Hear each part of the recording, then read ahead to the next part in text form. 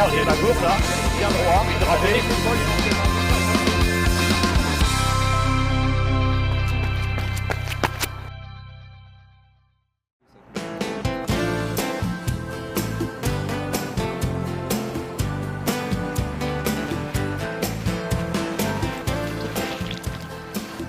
Bonjour, aujourd'hui on va aborder un point critique du marathon, le fameux mur.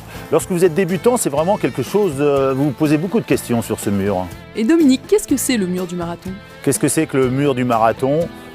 Le coup de bambou, c'est un coup de bambou, donc il y a le côté moral, vous en avez un petit peu marre, hein, ça fait des kilomètres, vous êtes au 30e kilomètre, vous en avez un petit peu marre.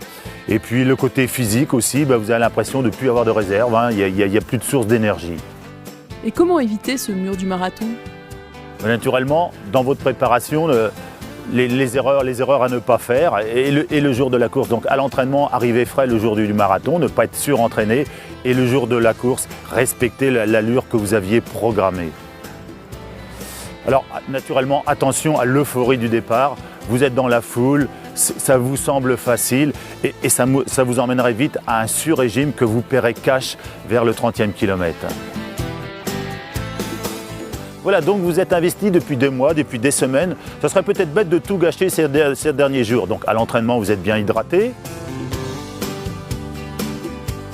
Ensuite, dans les 3 derniers jours, grâce au malto, vous allez pouvoir refaire votre stock de glycogène sans avoir de perturbations digestives.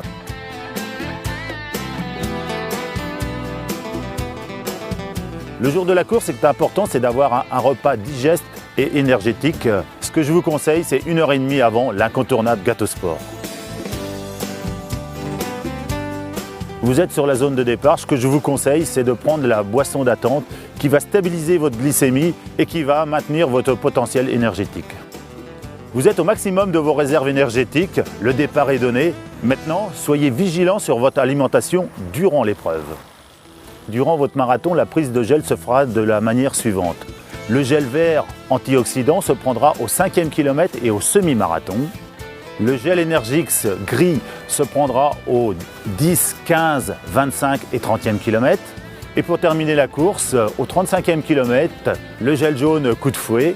Et au 40e kilomètre, le Red Tonic Sprinter pour finir les 42 km 195.